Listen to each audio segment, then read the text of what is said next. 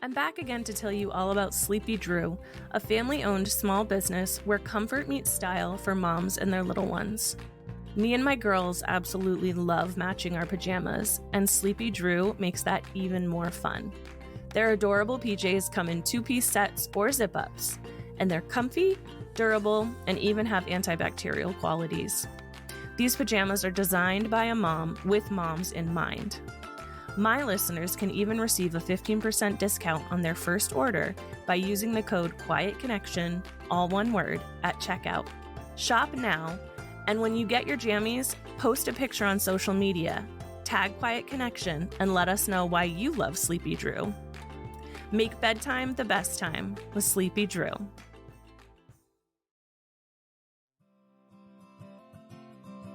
Welcome to Quiet Connection, a podcast dedicated to ending the stigma around perinatal mental health. I'm Chelsea. Today, I'm connecting with Rachel. Rachel spent 10 years in hyperdrive, doing everything right to start a family, only to face unexplained infertility and medical trauma. In this episode, we're exploring the silence of the fertility industry and the terrifying yes of the foster care system. If you've ever felt like your path to parenthood was blocked, this conversation is for you. Let's dive in.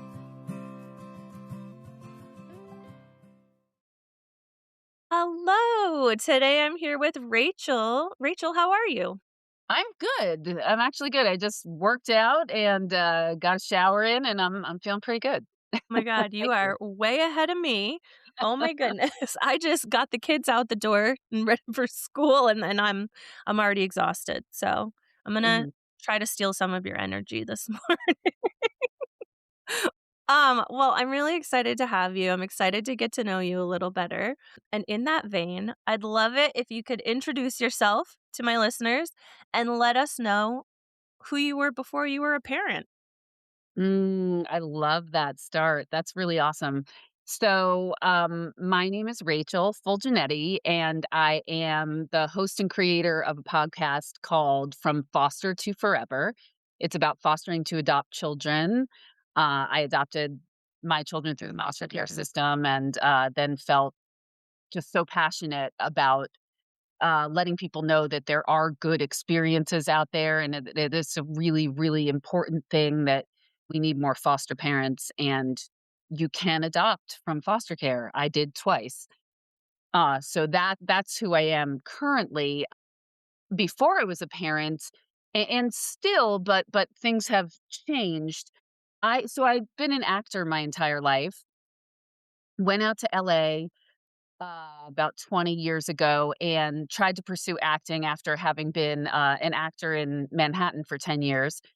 And it was like starting over again. It was very difficult. But I met my husband 30 days after I was out there.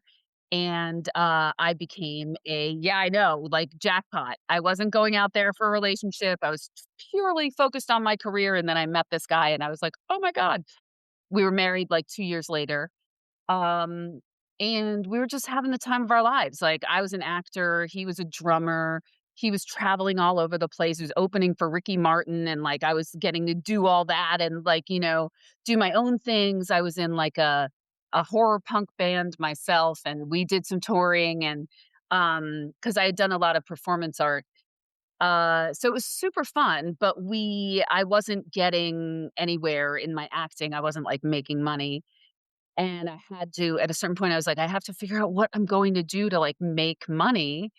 And I thought about, when I was in New York City, people would always ask me to do their phone line or to announce something for some show that they were doing or whatever it was. And so I thought, maybe I could make money doing voiceover. And so I thought about voiceover. And I also thought, what else do I love to do? I love to read. Maybe I could make money reading books. So I became a voice actor and an audiobook narrator, and it was just fantastic. I went from being like broke all the time to feeling like I had become a doctor because I was like, oh my God, I could like make money doing what I went to college for and conservatory for and like all this stuff. And so we were just having the time of our lives. We were dinks, as they call it, like double Mm-hmm. income, two kids, and we were having a fan-frantastic time. But then as I started approaching 40, I was like, think if we're gonna try to have kids, like, we probably should start thinking about doing that soon. And, that's when everything started to change, and that's when I really entered a completely new phase of our lives. Yeah. Yeah. Yeah, and we're gonna 100% get into that. Just have to say I am so vibing with that, like, pre-parent lifestyle. Like, my my husband's a drummer, like, I Nice. oh my god, like, and hearing that you got to, like, play with Ricky, or he got to play with Ricky Martin, who's Yeah. just in the Super Bowl halftime show Yeah, I know, we yesterday were like, as "Oh we're my god, recording. that's Ricky It's Martin." Ricky, I Yeah. know, I'm an elder millennial, and I'm like, "That's that's Ricky Martin." It was like my Mhm. childhood awakened. But yeah, no, like, yeah, I am totally vibing right now. This is gonna be good. So yeah, so you talked about, like, you were approaching 40, and there's the whole, like, cultural thing about, like, the internal clock. Prior to that, though, like, were kids something that were always on your agenda? You know, it's funny. I always thought that I would have kids. Like, I never thought that I wouldn't have kids, but I never thought about it, like, seriously. It was kind of this thing that was, like, far off and like, "Yeah, someday I'll have kids." Like, of course I'll have kids. I come from an Italian family. It's, yeah, they everyone loves kids, and it's just a thing. But, yeah, like, I just kind of thought I would, and I didn't think anything of it beyond that, if that makes sense. That makes total sense. Just kind Yeah. of like it was in the picture, it just wasn't necessarily like a written down plan, Yeah. right? Like, yeah. Exactly. Yeah. Exactly. Yeah. I also come from an Italian family. Wow. This is yeah, these are some good connections this morning, so I feel Mhm. that. So talk to me about that a little bit. You met your husband, like you said, you were married within 2 years, you were approaching 40. What was that discussion like, and how did that journey unfold for you? Yeah, so I was the one that started driving the ship. He was really kind of like he could have not had kids, and he would have been okay with it. But he didn't necessarily not want kids. He just wasn't he was like, "I'm so happy right now, like, we're having so much fun," like and I kept saying, "Well, I know we are, but what's our life gonna look like in, like, 10 years and 15 years and 20 years if we don't have a family?" Like, I just kept feeling like it would be so lonely, and, like, I thought about, as an Italian, I thought about, like, holidays, and I thought, I grew up with just, like, the best memories of, like, all our cousins and, presents and every holiday. We all got together, and I really just felt like something would be lacking in the future, that, like, it was okay for us not to have kids right now, but, like, in 10 years, I don't think that I'll feel that way. And so, he heard that and he was cool with it. So he was like, "All right, let's start trying." But we were just like so casual about it. We were just like, "Yeah, let's just stop using protection and like, just see what happens." And well, nothing happened for like Yeah. a year. Nothing happened. And we were still kind of like, okay, whatever. And then started thinking like, yeah, maybe we should start looking into this because it's been a year. And come to think of it, I've never gotten pregnant in my life, and there were probably times when, like, I maybe thought that I could have gotten pregnant and I didn't. So let's start to look into it. So I think it was at like a year and a half that we decided, like, yeah, let's go see a fertility expert and just find out like where we're at. Yeah. So that's how it went down, kind of. So you started looking into fertility, like what could be maybe causing this. It still feels like, correct me if I'm wrong, it was still kind of low pressure. It was still kind of like, well, we'll figure this out. Yes, it Yeah. was low pressure for quite a while. We were both very, very casual about it, and then what happened is we tried an IUI first. Um, I don't know if your listeners are familiar with what that is. Okay, they are. Good. So we tried that and it didn't work, and that's when I started getting a little freaked out because I was like, "Wait a minute, what's happening?" There was nothing they couldn't tell us. It was unexplained infertility is what Mm, started to emerge. as the diagnosis, which is not a diagnosis, and Nope. made me so angry. I was like, "What do you mean unexplained infertility? Like, that doesn't help me at all. Like, what does that even mean?" "Well, it just means that we don't know why you're not getting pregnant." Like, okay, thanks. So that's when I started I kind of kicked into hyperdrive, which, in my career, for instance, my whole adult life, I had to really work and hustle to make things happen as an actor, as a freelance performer, and I was able to do that. And in fact, pretty much everything that I ever wanted to do, I could somehow make it happen. You know what I mean? Not exactly like I didn't get everything I ever wanted, but I was pretty good at like setting my mind to something and making it happen if I could. And so I went into that mode. Come to find out like years later upon reflection, like that was not the mode that I probably even needed to be in. I needed to be in a more receptive mode, but I was all about this energy of like, let's do this. So I read every book. I, did everything. I did all the research. I took my temperature every morning. We stopped drinking. We stopped, using cannabis. We did everything like right that we were supposed to do, and still nothing. And, for someone like me, that starts to get, I mean, I think for anyone, but particularly for me, it got really, really, really hard because I was like, "What is happening? I'm doing everything right and nothing is working." And I had that biological clock that was ticking and ticking and ticking.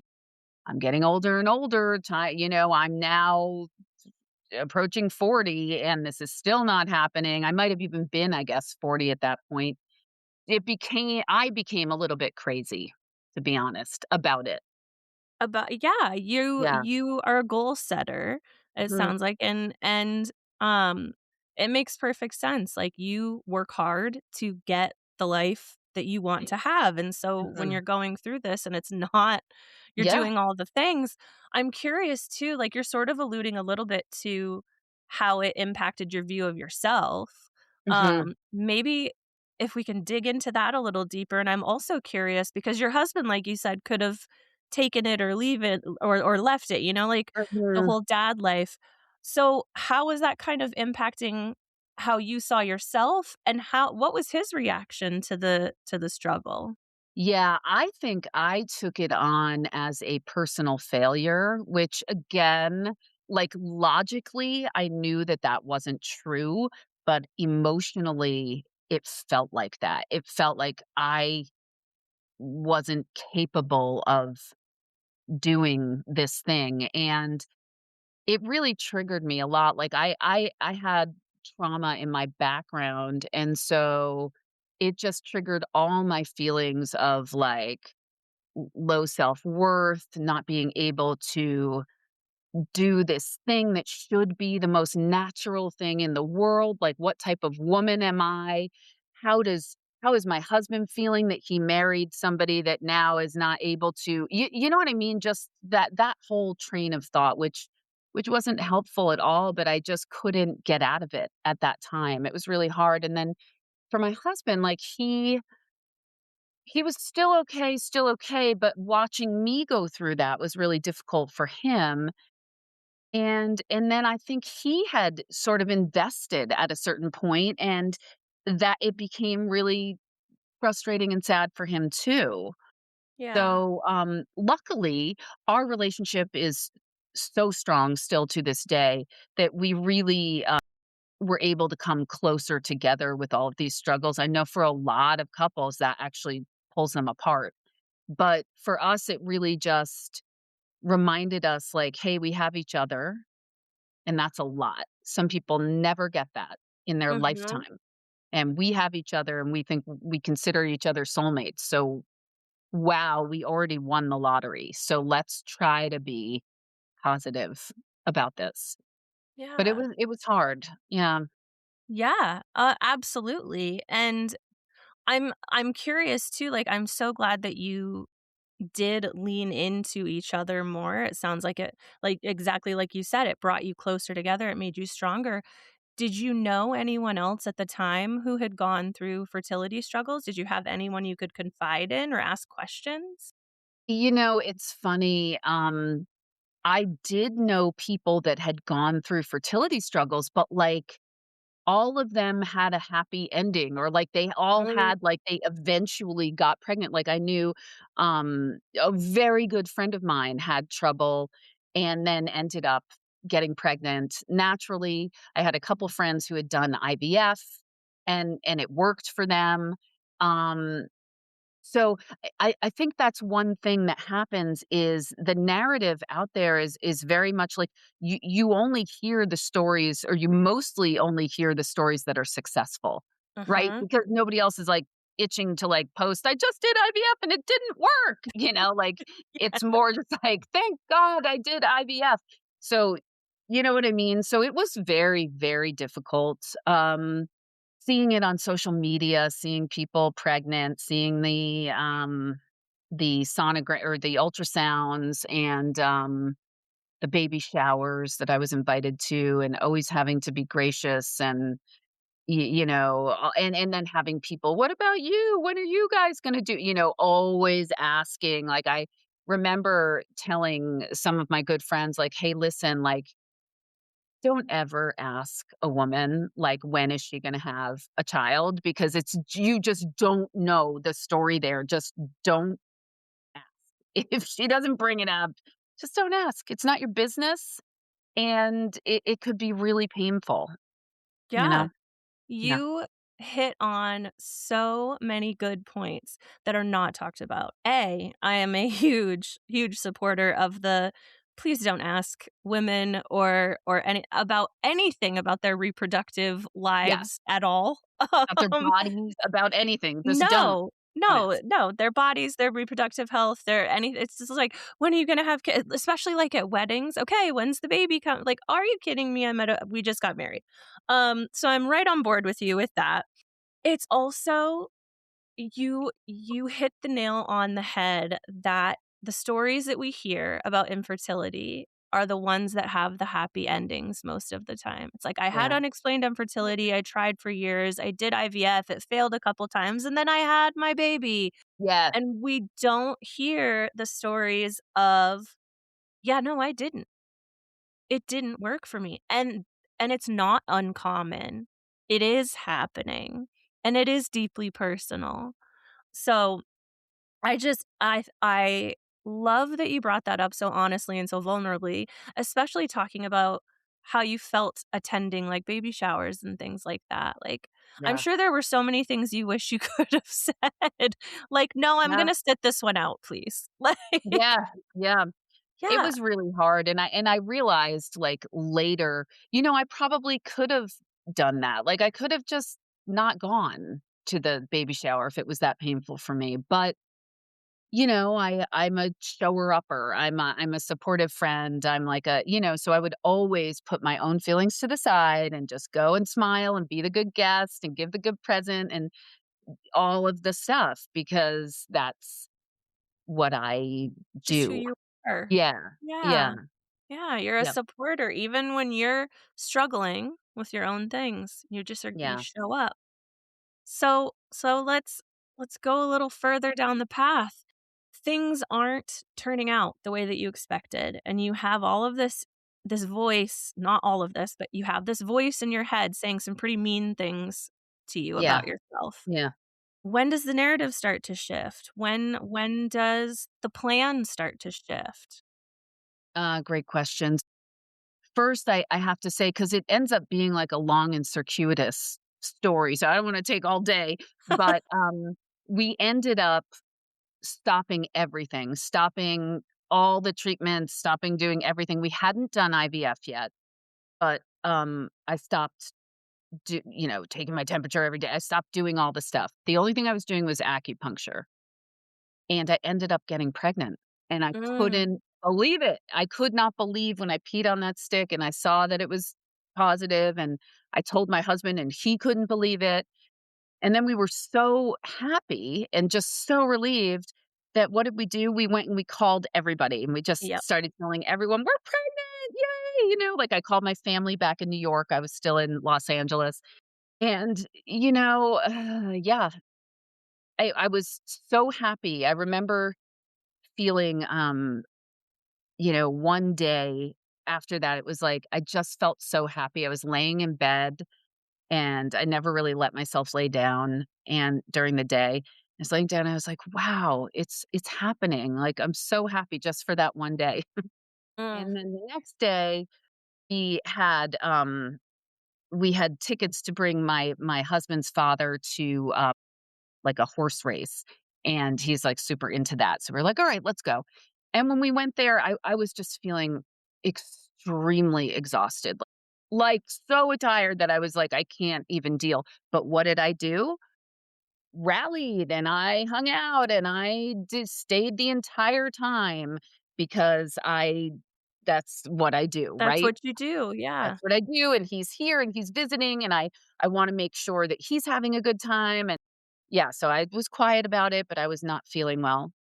After that, for about several weeks, I was in and this is how far I don't know if it's denial or what it was. I was in severe pain. Like, I would Mm. be doing my normal, um, 2.5 mile hike that I did in Elysian Park, like, uphill, and I literally be like, "Oh my god, I can't even walk, like, I can barely walk." But did I go and, like, check it out? No, I didn't. I didn't. I just was like, "Maybe this is how you're supposed to feel." I've never been pregnant before, I don't Yeah. know, like, "Yes, I'm tired," like yeah, it's really sad. I didn't, and I was in a lot of pain, and then, finally, we got to my first ultrasound, and, another mistake I made is I went by myself. So, Joe, my husband he had to work, and I was like, "Don't worry, honey, it's fine, like, just I'll go and I'll send you pictures," and, like, it's so cool because I just thought for sure, like, this is it, and this is gonna be amazing, and we're doing this. And sadly, when I went in for the ultrasound, it was the whole thing where I'm chatting with the nurse, I'm on the table, and all of a sudden she stops talking. I'm like, what's happening? And she's going over it and looking at something that I can't see. And then she's like, hang on just a second. I'll be back. And she goes out and then she brings somebody else in and they're both looking at it and going over it and over it. And I'm just sitting there silent, like, what is going on? And then eventually they finally told me that there was no heartbeat. And yeah, it wasn't a viable pregnancy. And so that was like extremely heartbreaking. Heartbreaking. Like I was a wreck. Like I lost it. And the facility, the people there really did not know how to handle it or how to Mm. handle me. They did not, Mm. they just didn't even like I excused myself and went to the bathroom, or I guess it was over and then they were like, you can go to the bathroom and get changed. And I lost it in the bathroom. And then I was just bawling my eyes out, and I remember walking out, and it was this long hallway, and I just remember and I was sobbing, and I just remember the people at the desk, like, just looking at me and just like, "Oh," and, like, just letting me go, Ugh. and, I mean, can you imagine that? Well, sadly, yes, because this is this isn't the first time I've heard a story like this, and I feel like again, I don't like to put my opinions I don't like to insert my opinions, but to hear so many women, and birthing people describe the experience of going to the ultrasound and that silence that you talk about and the, like, "Okay, I'm gonna go get someone else," not info I No, understand not that an telling you. ultrasound I understand that an ultrasound tech isn't supposed to, like, tell you things. I just truly feel like there could be a different protocol in Yeah, those situations. agree. And I think that there are probably places that exist that do have, like, a Yeah, quiet room where you can but I've heard time and time and time again, it got quiet, it got awkward, they told me my baby had no heartbeat, and then I had to go. yeah. They didn't even say anything like, "Do you wanna, like, talk about it, or do you wanna like, a quiet room? Do you wanna take some time?" Just go get dressed, okay, like Right. And I so when you say, like, "Can you believe that?" Sadly, yeah. yeah, And that is so heartbreaking to me, yeah, especially I mean, any situation like that is completely heartbreaking, but especially, like, in your case, where you had been killing yourself, like, doing all of the things yeah, to make this happen, and it finally happened, and for them to just be like kind of like you just weren't there. yeah, yeah, Yeah. yeah, which, again, was super triggering for me because as a young person, that's what happened with my trauma. I mean, that was just completely repeating a pattern for me of being invisible, like suffering like this horrible trauma and everyone acting like it didn't happen. And like Ugh. it, yeah, it just like a real mind F, if you know what I mean. Like, just, Yeah. yeah. So Yeah, that was, sent you back to a really, really uncomfortable place. yeah, yeah, Yeah. yeah, that was, I ugh. So I I do say I'm sorry that you experienced that. yeah, I'm sorry for every person that has to experience that. Like I said, it doesn't seem like it would be that difficult to come up with a different protocol right. that kind Yeah. of doesn't leave you feeling just like a body on the table, you Yes. know? Yeah, I Yeah. agree, I agree. I wonder if they could, like, have a button and press the button for somebody else to come in so that that person doesn't have to leave, and maybe to Yeah. just inform you, like, "Hey, listen, I just want somebody else to take another look at this," and, we're I mean, I don't know how you could do it to make it because it's still gonna be painful, Yeah. but it doesn't have to be like you're saying, to make the woman feel like she's invisible. Yeah. Yeah. Yeah, absolutely. I am so thankful that you shared that part of your journey with me because I like I said, I know bits and pieces of your story, Yeah. but one of my goals when I do these is that I learn as little as I can because I want to Mhm. learn with you along with Yeah, my sure. listeners. Um, and that is such a difficult thing to share, that experience, and I know that that's gonna resonate with so many people. As awful as it is to say, like, you're not alone in that, you're not alone in that. And Okay. maybe there's some, I don't comfort in solidarity. I Mhm. personally, I have not experienced that, but I have talked to so many moms and birthing people who Yeah. have experienced that. So, thank you for sharing that part of your journey, and for I love that you took control over that, like, totally took us down a different path than I was intending because we needed to go there. We needed to Yeah. go there to get to where we're Yeah. headed. And Yeah. honestly, Chelsea, without taking too much time, again, it doesn't even the story doesn't really end there, that part of the story. I ended up needing to have a DNC Mm. to, remove the pregnancy. I was advised to do that because they said, "You could pass it naturally, it's gonna be very painful, very bloody." Sorry to be graphic, but, like, the doctor was like, "I just recommend that you have a DNC," which now would be illegal in some states, just putting Yep. that out there.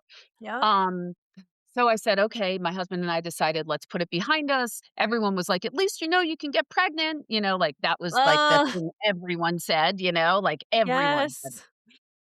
Okay." So I have the DNC. I come back home and I am in so much pain, I can't even describe the pain I was in. Goes into the night, I start vomiting profusely over and over and over again throughout the night Mm. in so much pain I can't even deal.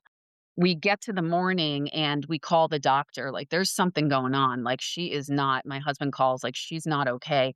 Bring her to Okay, you need to bring her to go get another ultrasound, blah, blah, blah." So we go trekking back up to the doctor, we get another ultrasound. Nobody can figure out what's happening, but I am in, like, like, you would just press on my belly and I would just be in severe pain. They finally admit me to the hospital. They do a 5-hour exploratory surgery, and, I find out later, after the fact, that it was another pregnancy. I had had a heterotopic pregnancy, a pregnancy outside of my ovary, so not My even in the gosh. fallopian tube. Yeah. and they took my fallopian tubes while they were in there. They took one actually, because he just said it wasn't viable. And so I get this news on the phone of, like, it was actually another pregnancy, and we had to take a fallopian tube, and you will likely never get pregnant naturally. Like, you just that's not gonna happen. So that, again, was like a super traumatic moment that I went through. Again, I was alone. I happened to receive that call when I was home alone. Of course. Perfect.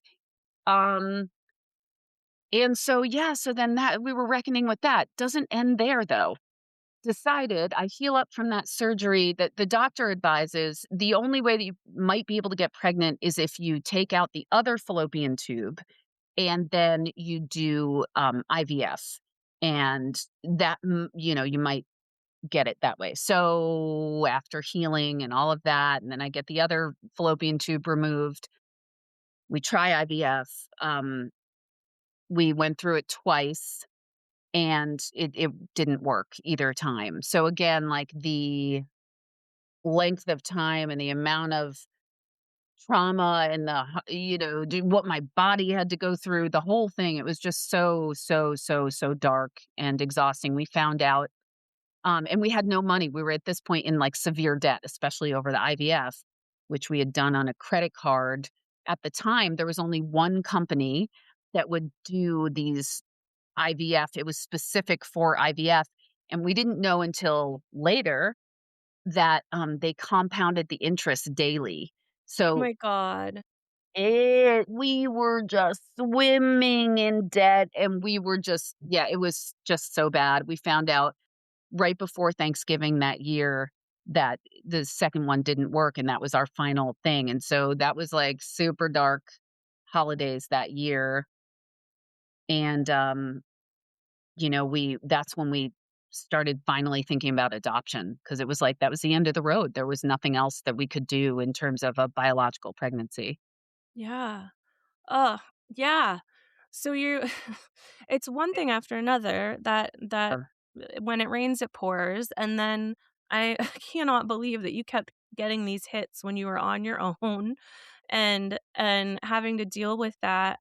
Were you finding any sort of comfort or support? I know we come from Italian families and they like to surround us and feed us and Yeah. do all the things. Were you finding any comfort in your village?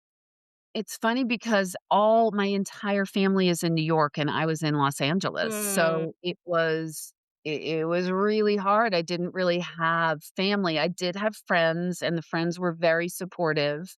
Hadn't necessarily been through what I had been through, hadn't been through what I had been through, but were supportive nonetheless, and I'm grateful for that.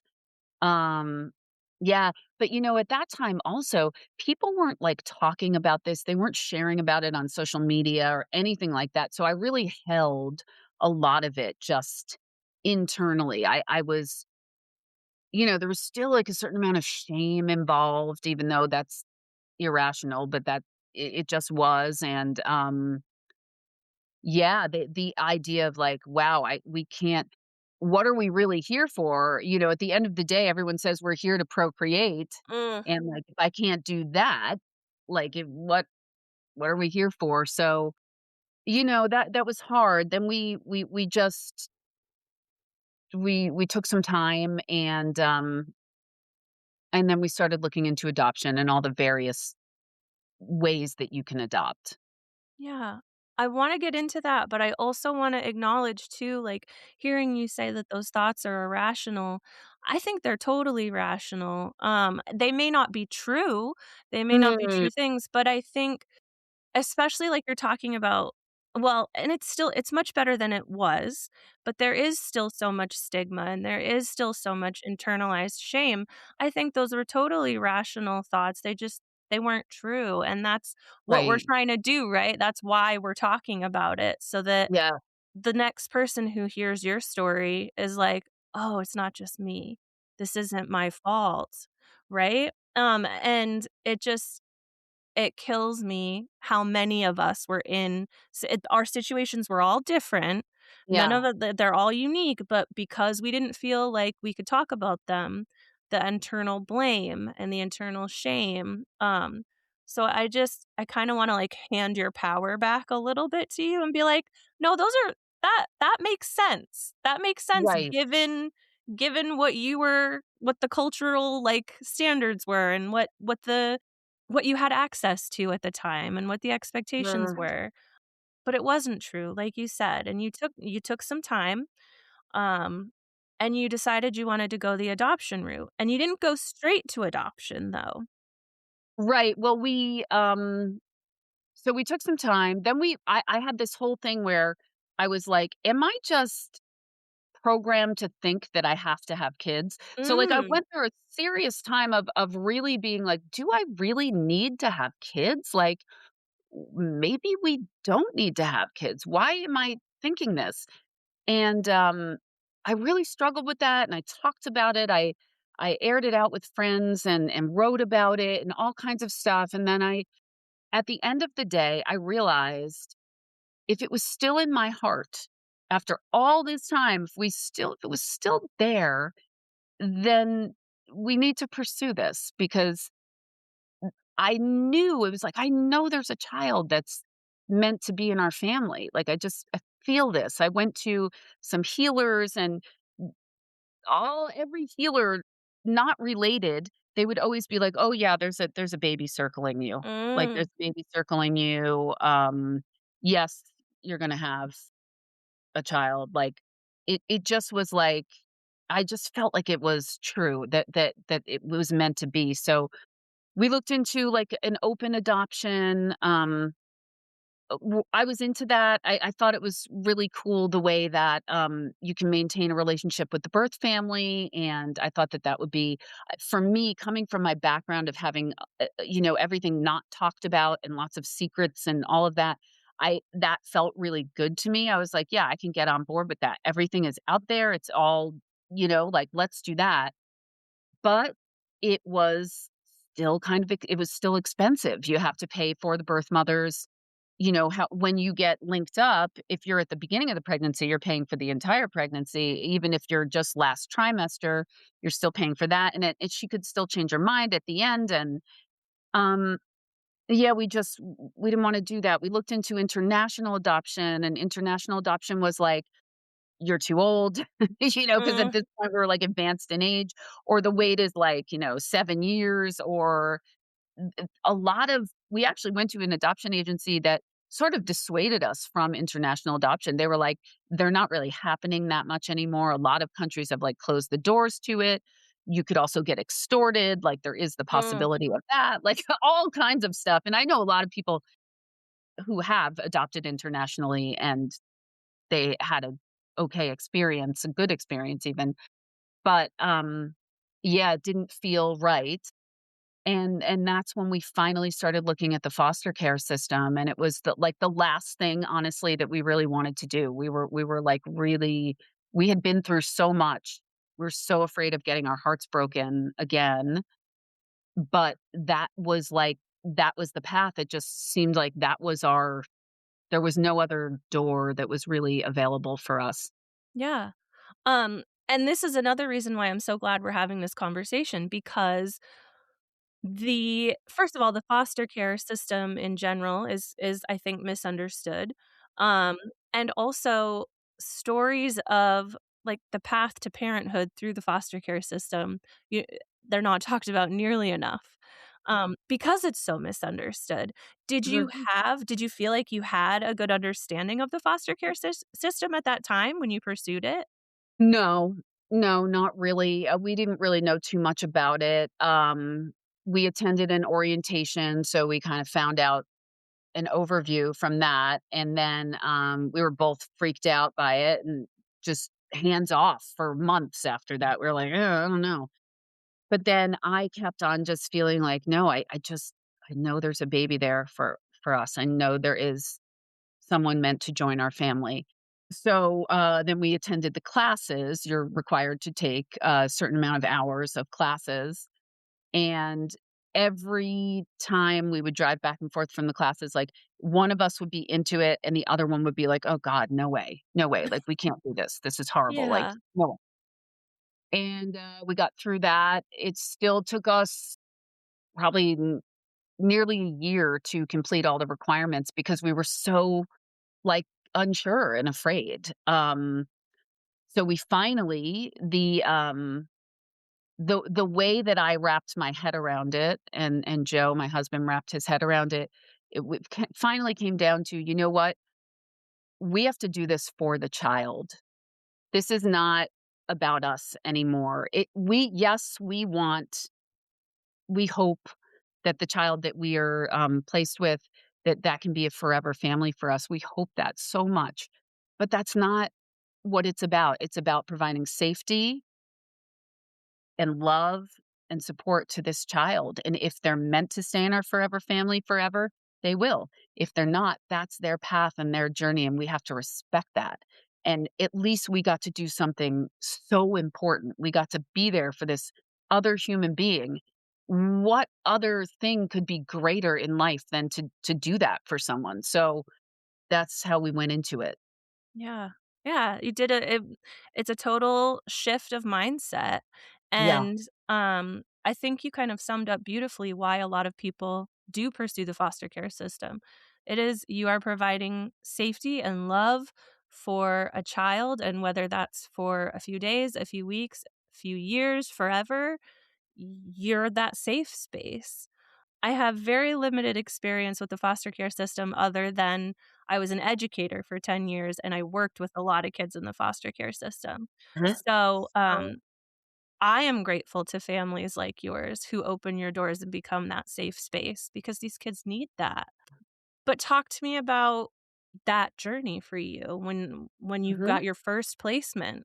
Yeah. Yeah, so we got our first placement. Again, it was a long road. Like, we finally got certified, and then, I mentioned I had gone to a healer. I went to this healer recommended by my chiropractor.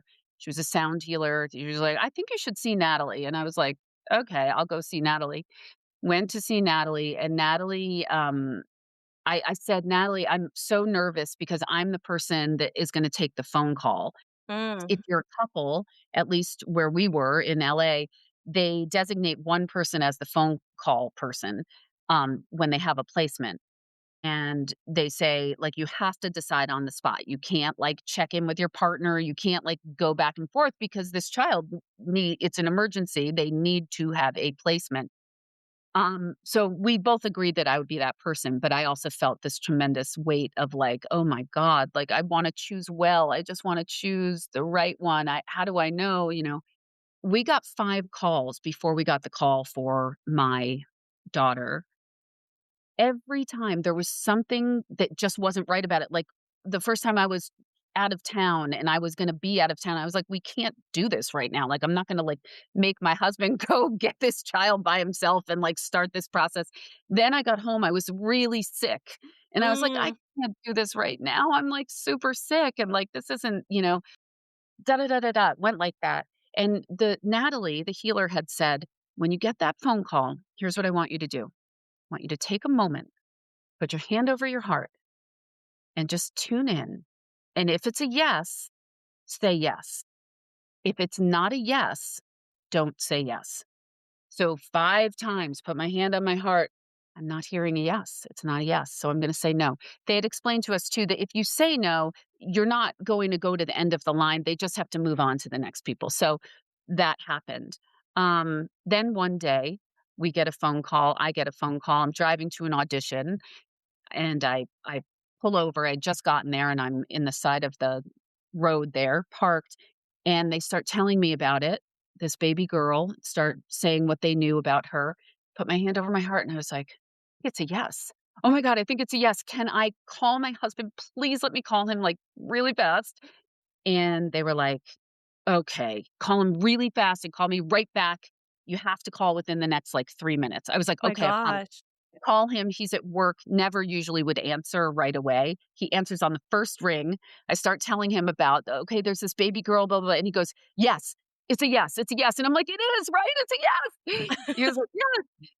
I call back, "It's a yes. Okay, yes, we're gonna do this. Oh my god." So all of a sudden I'm like, go into the audition. Who knows what I did in that audition? Come out. or we have to go to Target. We need a car seat. It's a baby. She's only 3.5 weeks old. She's still in the hospital. Get everything into action. A couple hours goes by. We get another phone call. Oh, that baby, she's actually not, she's medically fragile and you're not a medically fragile, like certified household. So I'm so sorry, but like you can't have this baby. Oh, Ugh. oh God. Okay. Wow. I really thought that that was a yes. Okay. All right. All right. Thanks. Well, at least you practice saying yes. And we were like, yeah, okay. So go through the weekend. It's like weird. Go in on Monday. I'm at my agency's office in the lobby, and everyone's talking about babies. There's like a pregnant woman. There's a lady with her baby. Everyone's baby, baby, baby, baby. They look at me. "What about you, Rachel? Do you have a baby?" I was like, Ugh. I almost did." I start telling the story. As I'm telling the story, I get a phone call from the social worker, and I'm like, "It's the social worker right now. Excuse me. Remember that baby?" This is the social worker. "Remember that baby that I called you about on Friday?" "Yes." "Well, it turns out they reassessed her and she's not medically fragile. Do you still want her?" I was like, "Oh my God, yes." Like, "Oh my God, yes." Call my husband. "We're back home." Like, go tell my agent, like, "We're doing this." Like, I have to go, like everything. Woo. So this is the best part of the story. Suddenly we're having this baby again. I really desperately want to go pick her up at the hospital. It's just something I want to do. They're talking about how the social worker for the county is like, "Well, I don't know when I'm gonna get to your house, and I don't know how I'm gonna drop her off." Everything. Uh, w would it be helpful for you if we picked her up at the hospital? She was like, "You would wanna do that?" And I was like, "Yes, yes, we would love to do that." "Okay." So, oh my god, I get to pick up this child. I'm so excited. We're so happy. On the phone with my social worker, he's giving us the final details about where to go, what hospital, NICU, da da da. I forgot to ask, "Does she come with a name?" I say. And he's like, yeah, let me see." He's looking through the paperwork. "Her name is Isabella. Isabella Rose." I look at my husband and I lose my shit because when I was pregnant years ago, our number one top name, if it was a girl, was Isabella Rose. And I No. literally have the journal entry still that where I was writing a letter to this unborn child and I said, "And if you're a girl, we wanna call you Isabella Rose." Oh my gosh. I know. Unbelievable. Oh my I gosh. know. So I am admittedly very woo-woo. Same, And same. and that is just like that is divine Yeah, timing, that is divine, like, every oh my gosh. yeah. I mean, I looked at Joe, and once I stopped crying and shouting and screaming, the social worker was like, "What's the matter? Like, are you okay?" And I was like, "Yes." I look at Joe, and I'm like, I start laughing hysterically. He's like, "Why are you laughing?" I'm like, "Don't you see? This is our baby. Like, there is no way. You cannot tell me that this is not our baby. This is our baby. We're going to pick up our baby." Like, I had said over and over to God when we started this process, "Okay, God, just let me know if it's the right placement, that the child that's supposed to be in our forever family. Please don't speak in code. Just be really, really clear. Please." And when I got that message, I was just like, yeah, I this don't know is, how you could be more clear. it couldn't be more clear. I mean, that's nuts. Yeah. Oh, Yeah. so you get to pick her up from the So we hospital? got to pick her up. We brought her home. And in fact, there were never any visits with the biological parents. They were MIA. And, we didn't have to, I shouldn't say we didn't have to. I should say we didn't get to because it would have been nice for her, but we did not do visits. It just wasn't in the picture.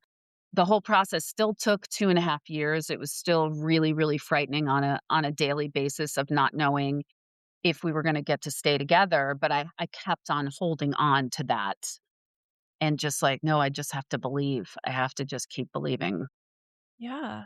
And Yeah. there's so many layers to that too, and I'm glad that you acknow like I'm super intentional with my language, and so, like, Mhm. when you made that little, like, alteration so that you didn't get to, it Yeah, acknowledges, like, you still had that hope that your daughter would be able to at least know her birth family, absolutely. Yeah, um, and that is something, again, that's stigmatized to talk about, like, when you're talking about fostering and adoption, like, well, what about the birth family, and what about what they want? So it's sad to hear that you didn't get that opportunity, and I can only imagine the fear and anxiety every single day being like, "Is this forever? This yeah, is forever, right? Is this forever? Is yeah. this gonna be forever?" I wanna acknowledge you have 2 children. You have 2 children, yes. So you went through the process again. We did, and Yeah. there's another magical story there. I'll just tell it briefly. So we took time off after finally 2.5 years later, we get to adopt Isabella, who we call Izzy, and it's the best day of our life, and it's wonderful. And we're so exhausted, like mentally, emotionally, so Yeah. drained. They start asking us right away, "Do you wanna do it again? Do you wanna do it again? Like, you guys are such a great family." Like, and we were like, "No, we can't. There's no way." So we take like maybe 3 years off, and, then we decide, "Okay, let's throw our hat in the ring." We get recertified. We don't get a phone call, don't get a phone call. Almost decided, like, okay, I'm, like, approaching 50 now, so I'm, like, 49. It's the summer. We go up to Sacramento. We're thinking about getting out of LA. Go to Sacramento, driving home. Both of us are like, "I don't know, I just don't feel like I'm done with LA yet." And my husband's like, "Yeah, me either. Like, let's just stay." Monday, we get a phone call, a text message, "Baby boy safe surrender, born 2 days ago. Are you in?"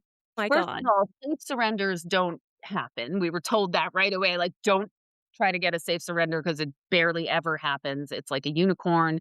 Just don't even put your mind to that." Secondly, I go, 2 days ago? 2 days ago was my husband's birthday. They were born on the same day. My This gosh! is it. This is our child. Like, yes. The answer is yes, because there is no way, again, I said, "Don't speak in code, God." Yeah. Okay, they have the same birthday, like, that's pretty, I was like, "Yeah, this is it. This is our boy." Yeah. How long did that process And that take? was still a 2-year process to go Yeah. through that. Yeah. Yeah. Oh my Yep. goodness. So, yeah, we could do literally, like, an entire season on this story and on, like, diving into adoption and fostering and Yeah. all of the complexities and all of it. I think what I'm really curious about right now, though, is on each of those days, on those days when the adoption finally went through with your daughter and with your son, I don't even wanna say, like, what was that feeling like, because that is probably far too complex to answer, Yeah. but you had gone so long with these voices in your head telling you all of these things. "You're not meant to do this. This is, like, this isn't gonna Yeah. happen for you." How did those voices change on those days? Did they change? Yeah, I mean, they totally changed. Yeah. The adoptions, both of them, the adoption days were like spontaneous healings for me. Like, no lie. Like, just somehow being in that courtroom both times, and after all of the stress and the trauma that we had gone through, to then be surrounded by our closest friends and to be in so much joy was like a spontaneous healing. And I also came to accept that, this was our path, and these are my children, and I am meant to be a mother. And, the acupuncturist told me long, long ago, I remember her saying, we don't know, she goes, we don't know how they come, but everyone always seems to get the same baby, the right baby. Mm, And I just really, I didn't understand it then, and then I understood it now. It's like, these were our children. These were the children meant to be in our forever family, and this is how they had to come in, yeah. you know? Yeah, and it definitely doesn't negate all of those years and all of that suffering and all of Yeah. but what a beautiful way to sum up that journey. I mean, that's like a in a nutshell way of saying that, but, like, Yeah. what a beautiful way to look at that journey to now you have your 2 children who I am like I said, I don't like to infuse my opinions, but today apparently I'm breaking my rules.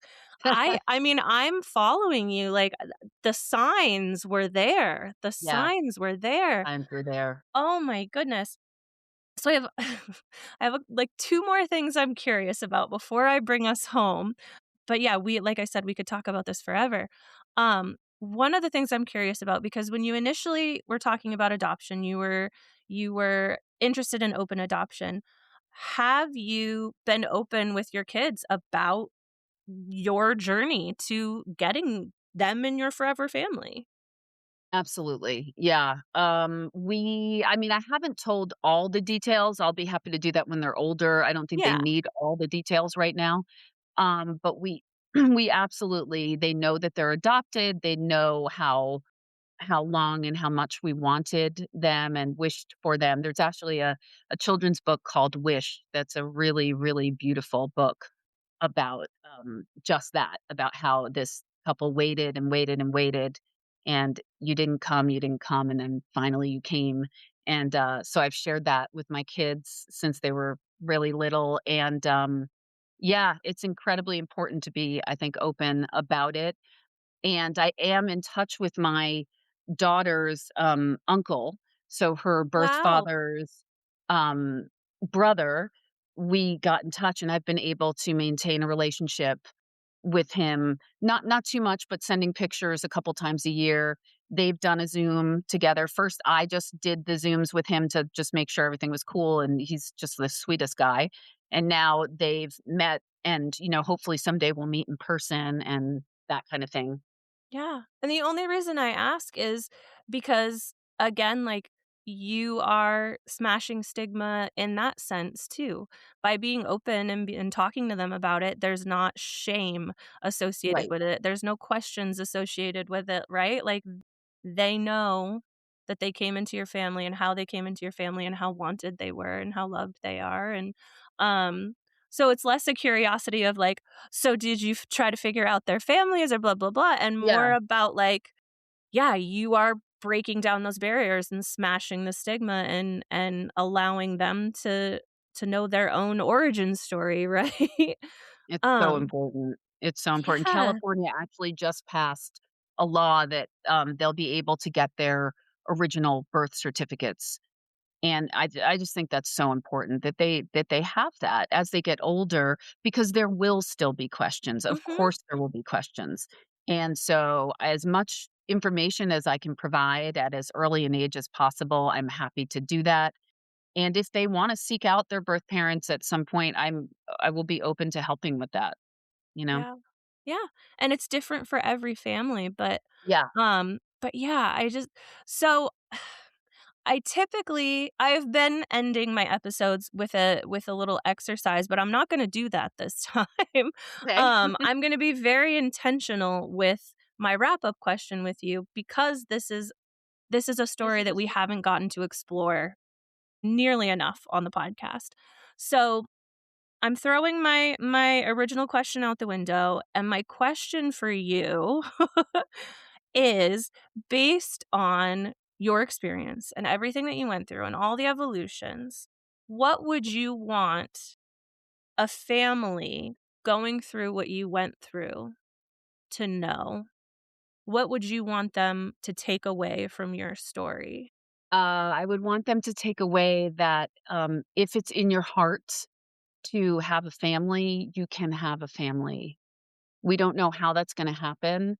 There's lots of avenues that can be explored, but I truly, truly believe if you get quiet and you connect with something greater than yourself, you can find that soul that's meant to be in your family. I just believe it.